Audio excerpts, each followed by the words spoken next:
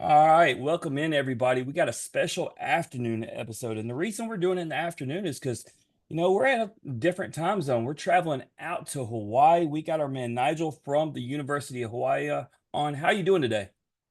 I'm doing great, man. Super excited to be on here. Yeah, no, we're super excited. We talk about growing the game. We talk about trying to get to know athletes from all over, and this is the furthest we traveled, and I'm stoked about it, especially because I'm gonna get to see you play here soon. I wanted to, if I was gonna go to Hawaii and watch baseball, I didn't want to just watch the guys I knew from Ole Miss. I wanted to know the guys from the other side. I wanted to get to know some of you guys and know your story. But before we get into your story, gotta break the ice. I want to know how things are over there. The national championship in football just happened last night. Is that something y'all got big into? Did you watch? Yeah, definitely. I feel like we have a lot of representatives in the national championship game. We had one of my friends actually, Tuitele. He was in Hall of Honor with me, which is a prestigious award we get out here, and it's a scholarship based award that that is given to athletes who are um, outstanding in their own way in school and in their sports. Yeah, no, that's cool that you had some connections. Gives you more of a vested interest in that game. As far as the game itself, did the team that you thought would win and Michigan win? Is that who you thought would win before the game started? Uh, I was honestly going for the dogs, but I got Trill Roman. I played football with him when I was in Pop Warner, so we were young. We were super young, but me and Roman kind of go far back. But I mean, I was kind of rooting for both teams, honestly, but more so the dogs, just because I had one of the boys playing for them. Yeah, as a LSU fan and not having, a team in there, I just wanted a good game. I felt like it had some really good parts. It had some parts where it was kind of a little boring for a little bit, but overall I think it was a solid game. You had the two best teams that had proved it all year, and ultimately Michigan comes out on top. But, you know, on another subject, let's talk about, we just got past Christmas. My favorite question I've been asking the guests recently. Everybody talks about what they get for Christmas, but I want to know, did you give anything for Christmas? Was there a gift that you gave to someone that you felt really good about? Like we've had a few guests that said, they gave out some special gifts. Do you have anything like that? Honestly, I didn't really have time to go like gift shopping, and I'm not very materialistic like that. But I do have family on other islands. My brother, he lives on Maui, and he has four kids. So up until Christmas, I went to go spend time with them. They were still in school, so I was waking up every day, driving them, and they're super excited because normally they take the bus to school. It's like an hour bus ride for them, but I had to step up as an uncle because I'm far away. I mean, I'm not far away, but I'm an island away, so I can't really see them often. That's the first time I've seen them in about 7 or 8 months. And then on Christmas Day, I came back to the main island that I'm living on now, which is Oahu, and I spent it with my grandma. She normally spends Christmas alone, but I went to go see her, and I think time is love, so time was the most precious gift that I gave. Even at your age, you just taught a very valuable lesson. Me and my best friend talk about it quite often. A lot of times parents are mistaken thinking the best way to get their kids' attention is to buy them gifts. And you just said the truth of it.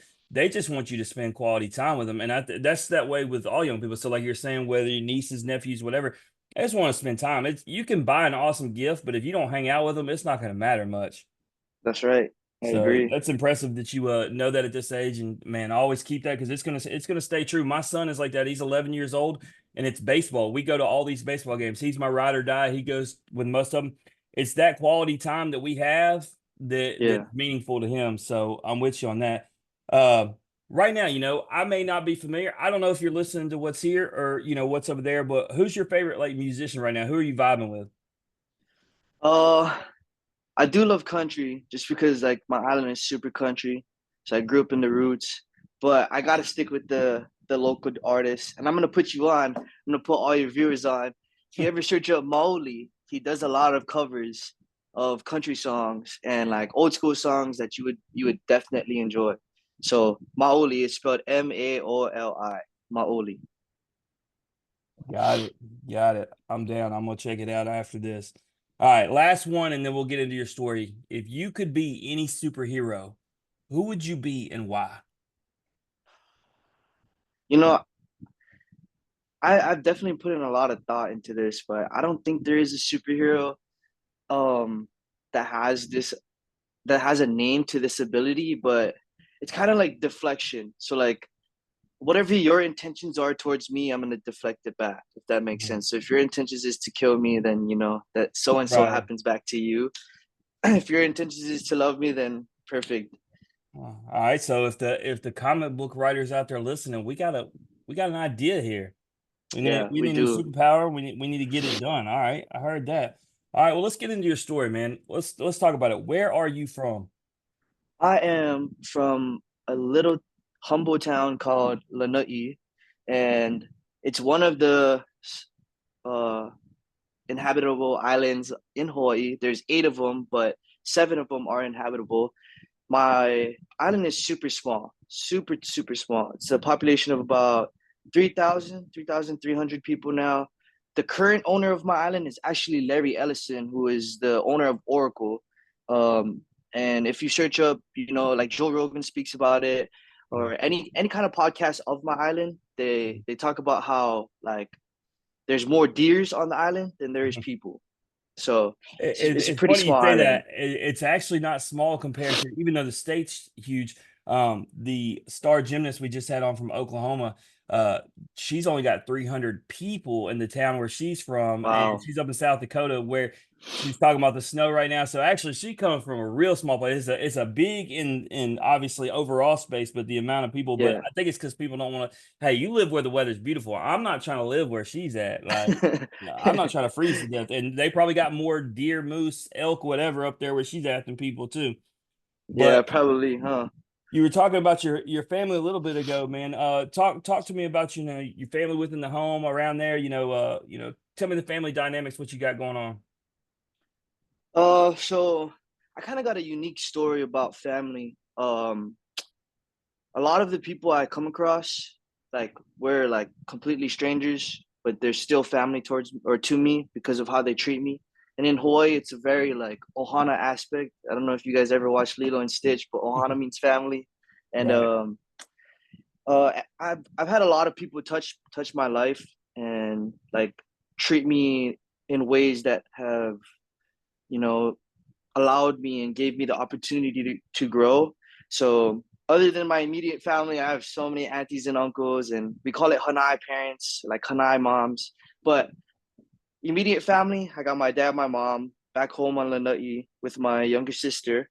And then on Maui, I have my older brother who is married to Kalai, my sister-in-law. She's awesome. Super happy that she's involved with our family. And then I got my nieces and nephews. I got two nieces, two nephews, Aiden and Kapua, and then Huali and Taysom. And then here on Oahu, my family is my just my uncles and my grandma. And then my grandparents also live on Lanai too. Yeah, so I mean, obviously nice, got a lot of family around, a lot of family support. So obviously a good thing to have. Seems like you're very family oriented, like you were talking about, spending time and everything. Let's talk about growing up. Did you have a favorite athlete or someone, maybe it wasn't necessarily a famous athlete, but somebody who inspired you when it came to athletics? Hmm. Yeah, I think I had Manny Ramirez. He was one of them. Derek Jeter was one of them. Um, Mike Trout growing up was one of them. Basketball, it was Chris Paul and CP3 or CP3 and Steph Curry. Sorry, that's the same person. And and I also had for football it was Aaron Rodgers. Um, there's a lot. There's a lot. And then Michael Jordan, of course. Oh, got to go. That's what we started the show with. Before we start talking to college athletes, we started this show during COVID, talking about the last dance and talking about MJ, and then kind of spanned out to what we're doing now. But yeah, he's the GOAT. Everybody you listed is phenomenal player. So all people to look up to. And what's cool is you're listing guys from different sports, which something people may not know as I'm bringing you on as a baseball player is that, you played every sport. So let's get in that. First, where did you go to high school before I get into all the sports? I went to Lanai High. My high school had about 111 students, graduating class of 33. So it's super tiny, But hey, and we had to play every sport. yeah, that's what I was fixing to say, but it worked out for you. You got to play every sport. So list off, I not only want to know what all sports, but what position you played in each sport. Okay, so I was shortstop, pitcher, and outfield in baseball. And pretty much pitched every single game. It was crazy. Kind of blew my arm out in high school. Not a great pitcher, but had to do it anyways. In football, I missed one down, and that was just because of an injury. I played both safety and running back or quarterback. So I played both sides of the ball. Um, Basketball, I was shooting guard, but then I got put in a center because I was scrappy, and when you box somebody out and they're taller than you, it's kind of an over the back. So I was kind of good at drawing fouls. Um, I could shoot the ball a little bit. I honestly understood basketball at a higher level than any of the other sports, just because my coach back home, his name is Jimmy Fernandez. He has gone to so many different Kansas City camps with Coach Bill Self, and he brings back all the knowledge, and I kind of just soaked it in. I was the water boy for the high school basketball team ever since I was in first grade. So every single road trip game that they went on, I got to go on. I missed every single school or every single class on Fridays because of Nice. my travel. My dad was also the coach, but he was just like a assistant coach, and just kind of there just to soak up knowledge and support the kids, I guess. No, that's cool that you're able to take in the game. I got to see some video footage. I need to see you at center boxing people out, going hard. That's that blue collar work. I want to see that. That's what I have to do now. Now that I'm just a big guy who can't really jump or run too much anymore. I just go down and play on the block and just throw my weight around, try to get some rebounds. But Yeah, no, man, that's cool. And you keep talking about taking in that knowledge, and we're obviously going to get into the college game, but you're somebody I could see long term being, coaching in sports because, you've mentioned your personality talking about spending time. You're talking about taking in the game. You're the kind of person that I would want coaching one of my kids because I you could tell that appreciate you that. you would care about them as Yeah. individuals, but you also would teach them the game the right way. That's what I'm picking up here. So I love that. And so let's get into it. When it comes to Hawaii, was it one of those things because you're from that area, you always wanted to go to the University of Hawaii, or was there some other schools that you actually looked at? Honestly, no, I Hawaii just kind of happened. Um, I was thinking about going to UW at first, just because Bruce Lee, who's also a legend that I looked up to, he went to UW, and I also did wrestling too, by the way. But that's a No different story in surprise, you did itself. everything. And I was just super inspired by his story. He was kind of like the outcast, and he went to UW. So I was thinking about going there.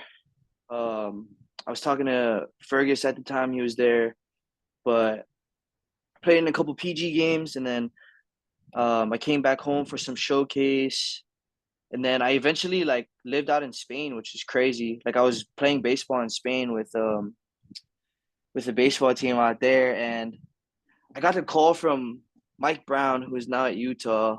He was like, "Hey man, like, do you want to come back home and play baseball here?" And I was just like, "Yeah, like honestly, I do." And then like he brought me in, man. He had the energy. Mike Brown, if you ever watched this, amazing coach. Probably one of my favorite coaches ever. Um, love his family, super family oriented guy. But yeah, So you ultimately choose to go to Hawaii. When you get there, I was just talking about the Michael Jordan thing, the documentary. We started this podcast with COVID. You get there, your first season, it gets short and it gets messed up by COVID. But instead of talking about the negative, the one thing I noticed that came from that, you got the UH Scholar Athlete Award. I think that continues to talk to the very character that I just mentioned. So talk about what it means for you to get that award, even in a season that, kind of didn't go the way you wanted because obviously, this big thing happens to the whole world and kind of shuts everything off, but you still manage to take something positive away from it. Yeah, um, one of the greatest skills you can acquire growing up is being adjustable. And COVID was definitely something that everybody had to adjust to. So I just made the quick adjustments. Baseball, life after baseball isn't, is something that you should plan for. And I guess that's when that flip switched in my head when COVID hit, and I was just like, dude, I gotta have a plan B. If baseball doesn't work out, I gotta focus on school and get some kind of scholarship. Yeah, no doubt. So, freshman season, you played in 10 games, you hit 625, which obviously you didn't get a ton of plate appearances, but nonetheless, very successful in the plate appearances you got. You Yeah, only played short in 10, season. yeah, you played in 10 games, but based upon the talks we're having, I know that you took in that experience and learned a lot of valuable things. So talk about even with limited time, what you were able to learn in that first season. Uh, my so I didn't come into college like with very much IQ about baseball, and like I really had to adjust quickly to the level of play, like um speed difference, pitching difference. Everybody's way bigger than me. Strength difference was super, like there was a big, huge gap. So I just knew that I had to do what I do best and put in the hard work. But the biggest takeaway from me was, you know, if you support your team, your teammates will support you. Because back on my home island, like I had teammates that like we supported each other, but like no one else had the aspirations of playing college baseball on the team at a higher level than like but me. I was the only guy that was trying to really get to the next level. And then I'm not shunning anybody back home, but honestly, that's just how it was. And I feel like I paved the path for the younger generations to think more strategically about how they go about, getting drafted or getting scouted and getting recruited No, by I know, college I know teams. exactly what you're talking about. My daughter who's fixing to play college soccer, she's been on some of those teams where the girls were just playing more for fun and she's trying to prepare herself for the next level. So I know exactly what you're talking about. And it's a tough Yeah. situation to be on as a player. You want to lead them, you want to guide them, you want to influence them to be better, but ultimately you can't make them do the work, to try to Yeah. be better. So I get it. But going into that next season, you take what you've learned, you get in 22 games appeared in, primarily in left field. Want to talk about the highlight, man. I don't know what Washington State did to you personally, but you had three multi-hit games against them and even had three bases stolen in one game. Like, just how much fun was that weekend? And, what did Washington State do to you? No, they didn't do anything to me. And I'll give you a little secret, but nobody really knows about this. And I didn't really get to talk about this. I don't even think my coach knows this, to be honest. I don't even think Coach Rich knows this. But I mean, he knew after, but he didn't know when it happened. So Friday, right? It's 3 o'clock, and I'm getting ready to go. Like super excited to play baseball. I'm warming up, getting my body right. We get on the field for BP, and I kid you not, it's like second to the last round. I'm my last few swings. I'm like peppering the ball to the opposite field, just trying to stick with the approach. And I actually break my hamate bone. And like I knew off the bat, as soon as I swung the bat, I was like, wow, I definitely broke something. But I tolerate pain so well that it was just like whatever, like it's a broken bone, like I'm still gonna play with it. Yeah. And it was honestly the best decision of my life, just because like I proved to myself that I got grit. And I proved to the team, I feel like I proved to the team that whether or not I'm hurt or not, I'm still gonna stick it out for the boys. And I went into the game with a broken hand. I couldn't grip the bat at all. So if you watch the highlights from the first game or even from the second game, like I swung the bat, but I did not swing the bat well. So The multi way I hits got, with a broken bone. That's crazy. yeah. So it was just crazy. I bunted for what, two hits that game. Yeah, so I Yeah, mean, I saw that, and that just talks about your speed because I say you swipe three bags and then you get buns for hits. clearly, you got speed that kills, and it shows why you're able to also be a great outfielder because in some games, you'd come in for defensive purposes. So it really talks about your athleticism, and I think the grit, I think that comes from what you talked about. I mean, you were a football player, a basketball player, a wrestler. Like, I mean, dude, you went through a lot. Like, I mean, you got to be tough to endure all that. Like, I was tired just thinking about the fact that you were doing all those sports. I was tired just from playing football and soccer in high school, and you played four, like, and you did some physical things. So, like, man, shout out to you because it built you to be tougher. From a team Appreciate that. standpoint, because we don't just do individual, we like to talk about the team. I was looking for the best that because each year I'm going to get more good stuff to talk about because your team has progressed year to year. But y'all took a series from Cal State Fullerton, which is a really good team. I felt like that was the highlight, and obviously the record improved. How much fun was that series beating a team like Cal State Fullerton, who is really, I remember back then they were just outside the top 25, so basically a fringe top 25 program, which is really good. Yeah, they look. Props to or kudos to Cal State Fullerton, man. They produce some really good baseball players, and games like that always just boost morale. And we always say this, like, it's just baseball. Like, baseball happens. Like, sometimes you lose to a team that you're not supposed to lose to just because you don't respect the game enough. Like, you go into the game thinking that you're gonna beat them, but you just don't respect the game enough. So we went into that game just with the same approach we always have. It's just play baseball, do the little things right, execute in situations that we need to execute in, get free outs, and we just it's just a total team win for me personally. Yeah, no, I think about what you're saying. Trey Richardson from TCU came on here and said that sometimes, because you say it's just baseball, they don't understand, it's overcomplicated by some players because they don't realize they're just playing a kid's game. At the end of the day, it's a game. It's fun. And if you can simplify that and not overthink everything and get all serious, treat it like work, Yeah, it's amazing what happened because so many guys we talk to, once they kind of dial it back and just have fun. Sometimes it takes them leaving a program, right? We've had guys who felt like, the pressure was too much at one place and they went to another place. Like my favorite is Josh Hatcher. He left Mississippi State, went to Kennesaw State, joined his buddies from high school because they played for Kennesaw State. And then he ends up hitting like a ridiculous like 457 because he just felt relaxed. He didn't feel the pressure that he felt in the SEC. yeah, He got to be with his friends and just have fun again. He said he forgot how much fun baseball was.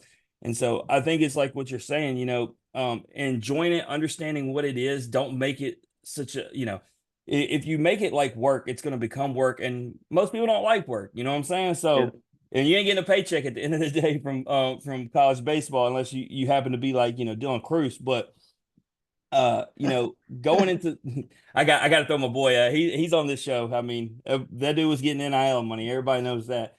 But yeah. last He's season him. you played in 30 games. Obviously a full part of the team now. And looking at the team, man, y'all went 29 and 20.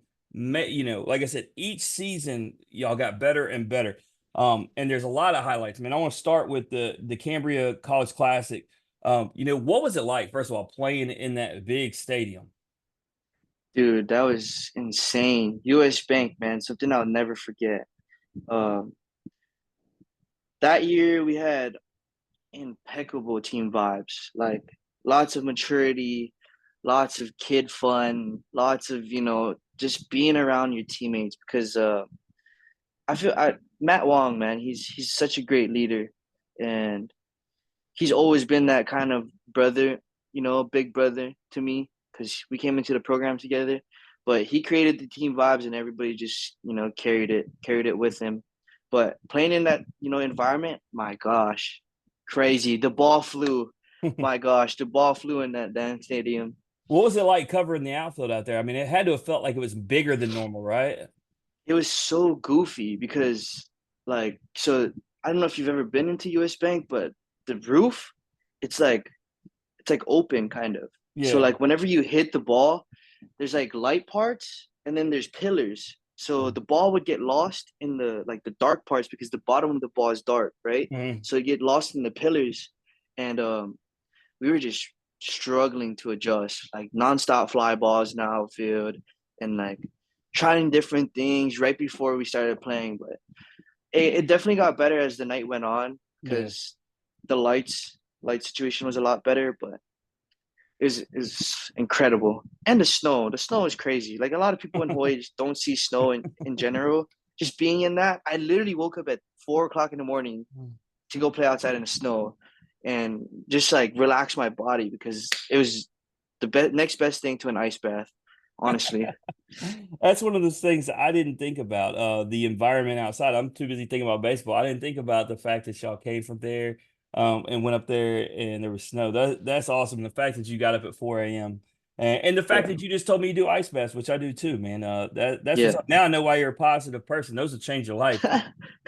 But y'all go on to beat Minnesota and number 18 Maryland, which is huge. So taking 2 out of 3 while you're there, from Big Ten programs, obviously gets the season started off well. Like I said, 29-20 overall. Y'all had another big sweep in this particular season over UCSB.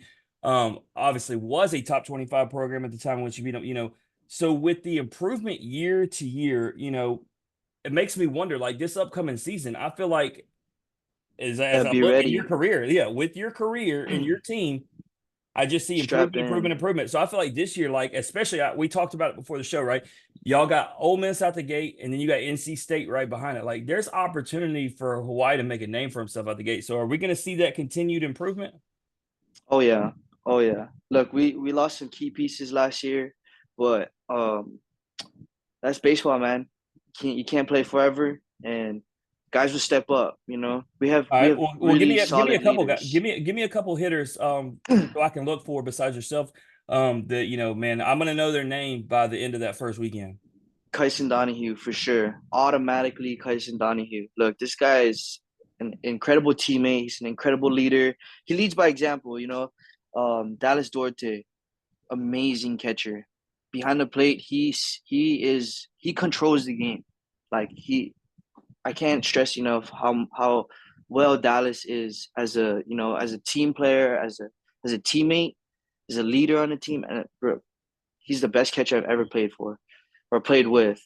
Um, who else we got? We got Stone Meow. Stone Meow stole the game from UCSB, and UCSB knows that they got Stone Meow drilled in their head for the rest of their life. That team, they probably like they're out to get Stone Meow. But hey, he's a great kid, great dude. Um, we had a lot of good guys. Jordan Donahue defensively, he's been working on his swing a lot. Definitely getting better. We got Matt What Mira, about from the pitching side, man? Give me some guys who are gonna throw it. Harrison Boldendorf. I really like him. Young guy, lots of maturity, great stuff. Um, very, it's hard to touch his ball. Randy Abshire, he's like a pit bull that you starve for 2 weeks and you just let him out the cage every single time. I mean, you can tell he walks up there with that kind of posture. Mm. He's a go getter. AG comes in, does his thing. We got some young guys this year too. Some freshmen coming up. Isaiah Magdaleno, he's gonna be really good. We got Ty Atkins, as you know. Ty Atkins is a little goofy lefty. Um, hard to see from that angle. It's not. It's I very picked hard to him because adjust. he's got the hair flow, he's got the tattoo sleeve, and he's a pitcher. Because I want to get one hitter, one pitcher, but I was like, when I started looking, I was like, man, I want him. I was like, man, that hair. There's gonna be women when he comes on the show gonna be jealous of the hair. And then as a guy who sleeved up myself with tattoos, I was like, he's got the arm sleeve. I was like, let me get this guy. Yeah, he's a good dude too. Great dude. Good personality. I He's gonna think hear you'll you enjoy call him him on the goofy show. though. Goofy from the bottom side right here. My gosh, he's slinging that thing from right here. It's so hard to see, especially that slider as a righty. You're like, oh no. And the changeup's nasty too. My gosh. Well, I'm excited to see what y'all do. I mean, if you just look at evidence, there's no reason for me to not believe that this program is going to continue to grow, and y'all have great opportunity right out the gate. And they're both coming to your house too. That's Yeah, that's the beautiful part. I mean, two yeah, big programs, and that's good for them too because where you live is obviously beautiful. So for Ole Miss and NC State guys, you talked about going to Minnesota and not being seeing snow. A lot of these guys obviously I've never probably seen almost that. all of them have never been there to the islands. Like they're going to get to see Yeah, something more beautiful than probably anywhere they've ever been. So it's cool for college baseball players to be able to go visit these places they normally wouldn't go. So it just Yeah. makes playing that much more fun. But that being said, let's get into the game that we play with every guest called this or that. It's pretty simple. I ask you a question. You answer, you just can't say both, can't say neither. Down to play. Down. All right. So this or that is brought to you by our sponsor, Chinook Seedery. Have you ever had these seeds out there? Yeah, What's your I favorite have flavor? churros. Isn't that Nice. the one, right? Um, Don't they have churros? I think they might. I don't know. I just got the regular seeds, but they got other things, so they may. If you don't, we'll find out because I'm gonna bring you some. 8 flavors, mild to wild. If not, and we've been doing combinations. We've been mixing them up.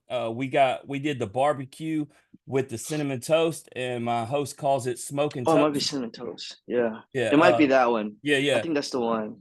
We call it smoking toast. Anyway, he gave it a 9 the other day, the highest rating he's given any combo. So, and I love the name. I mean, how can you not go wrong with smoking toast? So, Yeah, I'll get you some of those, let you try it. But here we go into the game. Man, baked potatoes or mashed potatoes? mashed. Definitely. All right, this question is weird, but it tells you a lot about people. It actually just broke out into a conversation multiple days. We'll keep it simple today. But liquid soap or bar soap? Damn, liquid, You know it don't wash your liquid. hands as good, right? That's where it becomes a conversation. I know bar soap feels weird to most people, but it actually cleans your hands better. Just know that. Yeah, but when everybody's touching it, it's just weird, you know. That's where it get yeah, that's where it becomes dicey, I don't know. Yeah, But in my house, we have liquid soap in the like guest bathroom and in the kitchen, but in my personal bathroom I have bar soap, but that's because I know only me and my wife are using it. So I ain't gotta yeah, share it with everybody else. yeah, But yeah. all right, Respectable. what are you more scared of? And you may be scared of neither of these. I don't know, man. You're pretty tough dude. Snakes or spiders? Well, considering the fact that we don't have snakes in Hawaii, I gotta go snakes. Wait a minute, wait a minute. Y'all don't have snakes? We have a Hawaiian snake, but it's just like a worm. Like search up Okay. Hawaiian snake and put it on here, and you'll be like, "What? What is M- that? It's not even a snake." My wife is already excited because Hawaii is the place that she's want to go more than anything in the world. And she hates snakes more than anything in the world. If I tell her that there's no snakes and she loves it there, I may not be able to bring her back. Like she may just Yeah, decide that's going to be where she's going to take up residence. So there's no snakes here. crazy. All right. What would you rather go to? A costume party or a pool party? Pool party, Pool easy. party. If you had to go to a costume party, let's say it was Halloween right now, what are you going as? Deadpool, Deadpool. Deadpool. Oh well, I got to. you are already ready. He's a thug. That's why. All right. Would you rather be lost in the jungle or trapped in a haunted house? Lost in the jungle. At least I got a chance, you know. I don't know. You may not have a chance in either, but I feel you. That's one of those questions where there's really not a right answer. We change it each season. Last season, I'll ask you this one. So this is the question we used to ask where there's basically no right answer. Would you rather be attacked by a tiger or a grizzly bear? Exactly. Wait, you got to give me the environment though. Where am I getting attacked? uh, I Like mean, if it's the desert, gosh, I can climb a we'll tree, just but say you're in your neighborhood, man. You're by the house. Like if you walk in the street and all of a sudden you turn the corner and you see one or the other, which one's gonna scare you more? and they're both freaking scary. But And they can both outrun you because honestly, most people think they can outrun a bear, and then they find out that a bear runs 35 miles an hour. yeah, I'm more dicey than the bear though. I hit him in that, you know, I get him with that shift right there. But All right, lion, I think getting mauled by a lion would be way cooler. I hope to see none of them. I'm gonna play dead. I'm gonna lay there and act like I'm dead already and see what happens. All right, this is one of those not lost questions. Would you rather have a massive yacht or a private jet? Mm. Yachts are cool, and they definitely bring in the ladies. I'd probably go with the yacht. No doubt. You I spend I more love time with yacht the people. yacht. I love it. Most people, the people who say jet are usually impatient people. They always say they want to get from one place to the other real quick. And it's like, man, I enjoy myself out on the yacht on the water all day. Yeah, you can fish. You can live on a yacht. You know, you can't live on a plane. No doubt. So here's the last one. This is literally what we call the money question. Would you rather have $10 million? I'll bring you a briefcase right now, $10 million, or would you rather have a national championship at the end of the season? National championship. I'm locked in, man. This we gotta $10 have a million. national Are you championship, sure? If I put that dude. briefcase in front of you, Look, I got probably $200 in my bank account right now, and I have never been more happy to play baseball. And that's just like baseball's not forever, so I'm I, soaking it I up right heard now. that, and the reason why I can't argue with anybody who says that from now on out, Paul Skeens came on here after he won his national championship, and we asked him that question, and he does have $10 million. He just Yeah, got on top, exactly. and he said he would give the money up right now, and he would never want to lose not just the national championship, but he talks about all the memories that come with it, and that's the key because you're with your boys. They're basically family on the team. And so, yeah, it's all the things that come with it, the memories of the season. So I get it. And I say I would take the money, but it's because I got a wife and kids and I'm trying to pay bills. If I was in y'all's situation, man, give me that championship all day. Yep. But with that being said, man, this is your opportunity. I really want you to take this. We give this to every guest, but being, out there in Hawaii, chance to plug or promote anything, what are some things that Hawaii baseball or you things we can follow to know more about what y'all got going on? Um. Huh. Wow, that's a good one. You know, you should ask Ty about this because it would be a great question. And just like how do we promote ourselves in Hawaii? Because our recruiting situation is way different from everybody else. Me and Ty both. Um, but I guess just follow our Instagram page, and keep up with our games. I mean, And we don't what really what about have yourself any personally? What's donors or whatever. give them your IG handle as well so they can keep up with you. Oh, it's Nigel C. It's Naighel C. And yeah, you And can then find me Hawaii on is Hawaii Instagram. BSB, so it's simple. Yeah. Yep, All right. Well, super simple. that way everybody can keep up and everybody knows February 16th is going down. They are hosting Ole Miss baseball, the 2022 national champions who had a down year last year. So they're going to be looking to bounce back while Hawaii is looking to continue to climb the ladder. Man, Nigel, I really appreciate it. Getting to learn more about you. I can't wait to see you guys play. But man, if there's anything in off the bench can do along the way to help you guys out, man, just reach out and let me know. 100%. Yeah, let me know when you're out here so we can hang out or something. I can show you around. Absolutely. Well, that's Nigel Calderon, everybody. If you like hearing his story or you just like hearing Average Joe's talk X's and O's, please like and share the podcast on Facebook. Retweet us on Twitter. Listen and subscribe on Apple, Spotify, and Anchor. As always, ratings and feedback are welcome. We will see everyone for episode 5 with Danielle Sievers from Oklahoma Gymnastics. But in the meantime, remember, strong bodies, sharp minds, grit and grind all the time. We are out.